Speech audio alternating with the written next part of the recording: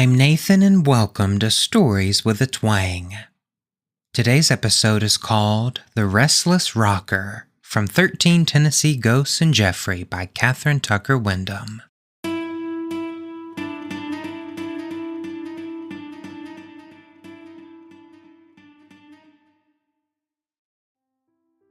Uncle Dave Perrin rocked on the porch of his house in Bolivar for so many years and entertained so many listeners with his stories there that people just naturally expected to see him rocking and hear his cordial greeting every time they passed the house. Even after he died back in 1936, he was 86 then, they still half expected to see him rocking on the porch, and they caught themselves about to wave or to speak to the old gentleman. It wasn't right for him to be gone. The porch was too still and too empty. Nobody remembers now who first noticed, or exactly when they noticed, that Uncle Dave's chair was rocking back and forth on the porch, just the way it used to do. Nobody was in the chair, but it was rocking just the way it did when Uncle Dave sat there. Before long, many passerbys reported that on calm, windless days when there was not even the fleeting suggestion of a breeze, Uncle Dave's chair moved rhythmically back and forth. People passing along Bill Street and seeing the empty chair rocking on the porch commented, "Uncle Dave is out porch rocking and people watching today." And nobody has ever been frightened by the phenomenon. It seems so completely natural. People watching was one of Uncle Dave's favorite activities. He liked people, genuinely liked them. He liked to observe them, speculate about their actions, talk to them, and listen to them. As the years passed, his talent for talking, for telling the tales of I remember, and his gift of listening, of hearing with his heart as well as with his ears, seasoned and mellowed. For almost 3/4 of a century, Uncle Dave Perrin practiced his people watching on the courthouse square at Bolivar, county seat of Hardman County. He was an undertaker, and his place of business was on West Market Street right on the square. When he wasn't busy, small-town undertakers genuinely had more leisure time than did clerks in general stores or farms. He would sit out in front of his establishment and watch the comings and goings of the townspeople. He didn't spend all his time just watching, of course. Many friends stopped to talk with him there on the sidewalk. While he leaned his chair back against the building, making himself comfortable, they discussed crops and politics and local happenings and news from Memphis. If the conversations lengthened, there were extra chairs inside the building that could be, and were, brought out onto the sidewalk. Though he didn't realize it, Uncle Dave was storing up local lore to be shared years later with generations of younger visitors, ones who came after he had swapped his straight chair on the sidewalk for a rocking chair on his porch. Actually, he didn't ever entirely give up his downtown vantage point. But after he passed his 80th birthday, he did spend more time at home than he did on the square. He never did completely retire from his undertaking business either, just eased off work a little. By the time he was up in his 80s, nearly everybody in Bolivar called him Uncle Dave. The uncle was a prefix of affectionate respect, started by his nephew and nieces when he was a young man, echoed by their friends, and passed on to succeeding generations. Only his contemporaries called him David, and as the years sped by, not many of them remained. The house where Uncle Dave rocked was called the Wedding Cake. He loved that house and liked to tell about it. Just look at the house, and you can see that it looks like a wedding cake. All that frilly trimming around the eaves and the fancy banisters here on the porch. It got its name when John Houston Bills built it as a wedding gift for his Lucy. Lucy was his daughter who married the newspaper man Wilbur Armistead. Mr. Bills hired Fletcher Sloan to design the house, and maybe he tried to make it look like a decorating wedding cake since it was a wedding present. "Don't you think it's a good name for this house?" he would ask. "The Wedding Cake. I like the name." By the time Uncle Dave was spending most of his days on the porch of the Wedding Cake instead of downtown Bolivar, he had become a delightful source of local history.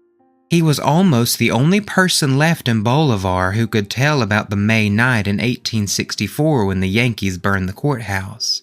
It was not one of Uncle Dave's favorite stories, but he could describe how troops under the command of General Sturgis set fire to the courthouse, the Baptist church, to business places around the square. It was a searing scene of destruction. Some rebels dubbed it a cruel act of retaliation by General Sturgis after he was outmaneuvered and outfought by Confederate General N.B. Forrest in an engagement between Bolivar and Corinth, Mississippi. That Uncle Dave, a youth of 14 at the time, recalled in disquieting detail. He could tell amusing tales about the war too. There was the Sunday, he recalled, when the widow Coates came to church without wearing her bustle. The widow Coates was usually fashionably dressed, and bustles were in fashion. But it was a very hot Sunday, so she left off that item of apparel when she sailed forth to the Presbyterian church that summer Sunday. Right in the midst of morning prayer, word reached the church that the Yankees were on the outskirts of town. The widow rose from her knees and hurried out of the church. As she left the sanctuary, she whispered something to one of her female friends about having to get my bustle on before they get here. It seemed a bit strange, the confidant admitted later, that Mrs. Coates would want to rush home and get dressed up for the arrival of enemy troops. Actually, the widow Coates wasn't at all concerned with dressing up for the Yankees. She had $50,000 in currency sewed to the padding of her bustle, and she had no intention of letting Yankee soldiers find that unattended treasure. The money was not even hers. It had been entrusted to her for safekeeping by Colonel Ezekiel McNeil, so she was quite concerned about preventing its loss. Mrs. Coates did get home just in time, despite dropping her house key on the sidewalk downtown and having to pause precious minutes to retrieve it, to let herself into her home, adjust her bustle, and catch her breath before Yankee soldiers came to search the premises. After that experience, the widow wore her precious bustle winter and summer, even when the temperature played tag with 100 degrees, until the war ended, and she had returned the bills safely to Colonel McNeil. Uncle Dave liked to tell that tale to listeners gathered around his rocking chair. Then there was a story he told of little Georgia Wood, whose father, Dr. George Wood, was away fighting in the Confederate Army. A young federal officer quartered in the Wood home, Bolivar was occupied by federal forces from the spring of 1862 until the war ended, asked the little girl to come and sit by him on the sofa. Georgia shook her head. Thinking the child was timid, the officer coaxed, "Please come sit by me. I have a little girl about your size. I won't hurt you. Don't be afraid." "I'm not afraid," Georgia retorted. "I can't sit down. Our money's sewn into my hoops." The child was indeed burdened with a trove of silver coins so cumbersome that she could not sit down. The Yankee officer, at risk to himself and his career, offered to keep the money safe if Mrs. Wood would entrust it to him. She did, and he kept his promise faithfully. Uncle Dave could tell such stories as long as he had an interested audience. Between audiences, he sat and rocked and remembered. From his front porch, Uncle Dave could look across the street and see the McNeil place, surely the most handsome house in all of Bolivar. Uncle Dave remembered how when he was a little boy, he used to watch for Mrs. McNeil to come out of the big house and walk across the road to the Polk Cemetery. She visited the cemetery every day to take fresh flowers to her daughter's grave. And David, he was not Uncle Dave then, standing at a respectful distance, watched that daily pilgrimage and wondered at the mother's devotion. He had heard his own mother tell the story of Priscilla McNeil's death many times, and each telling made David sad. Priscilla McNeil, the story went, died of pneumonia on July 16, 1854. At the age of 18, shortly before she was to be married. She was the only child of Mr. and Mrs. Ezekiel Polk McNeil, and Mrs. McNeil never ceased grieving over the death of her daughter. Even the building of McNeil Place, the grand southern manor house rising 3 stories to its square cupola, did not divert her, did not lessen her grief. She watched with slight interest as workmen trimmed the west veranda and the second-story balcony with delicate Spanish grillwork depicting the 4 seasons, and she tried to share her husband's pride in the hand-carved mantles of Carrara marble.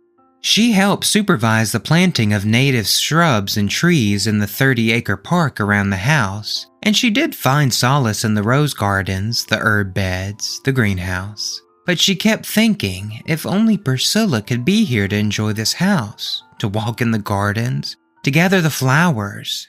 And every day she took fresh flowers to Priscilla's grave. During the federal occupation of Bolivar, the picket line was set up along the road bordering McNeil Place, blocking Mrs. McNeil's path to the cemetery.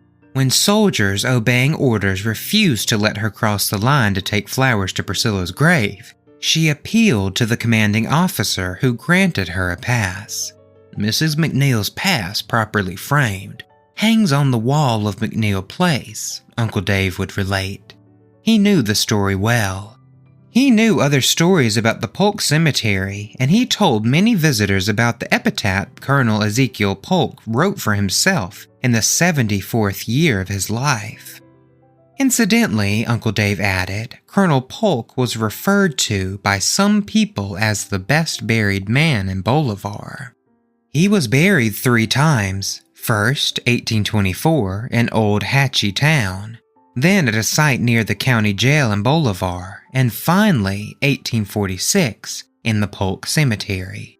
Colonel Polk's unorthodox epitaph became an issue in the presidential campaign of his grandson, James Knox Polk.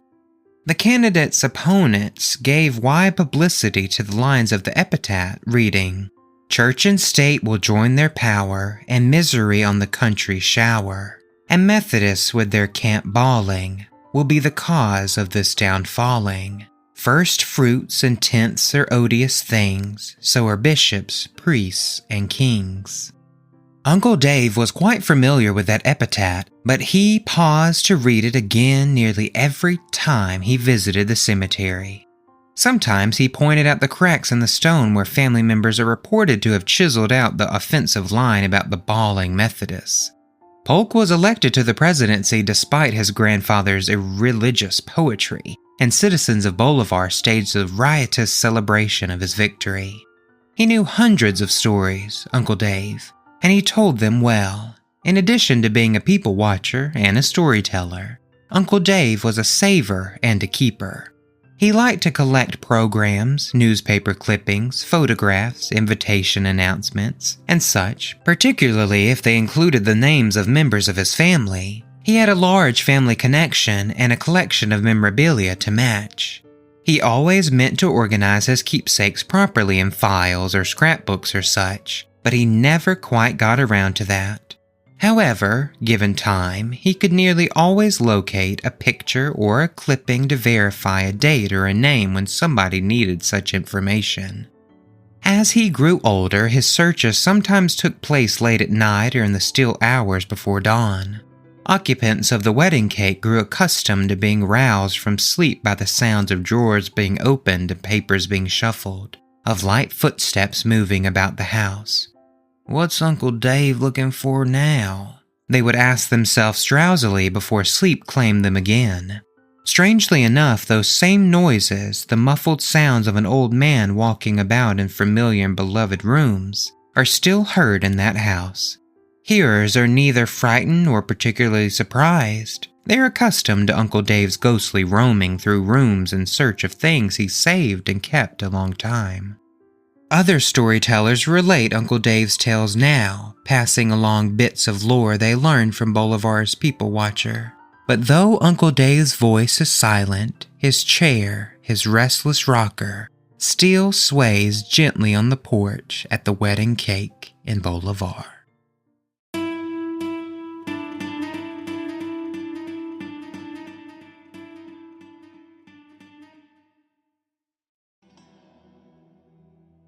Alright everyone, that's it for this week's story. If you would like to learn more about Kathryn Tucker Windham, you can head on over to ktwindham.weebly.com. If you have any stories you would like me to read on the show, you can send them on over to storieswithatwang@gmail.com. And remember, they can be real or they can be from your imagination. It would mean an awful lot if you could rate and review the show wherever you listen, and don't forget to share with your friends and family as well. It could really help the show grow. The show can be found on Instagram, Facebook, and YouTube at Stories with a Twang Podcast. I hope you all have a wonderful week, and until next time, remember that a little twang goes a long way.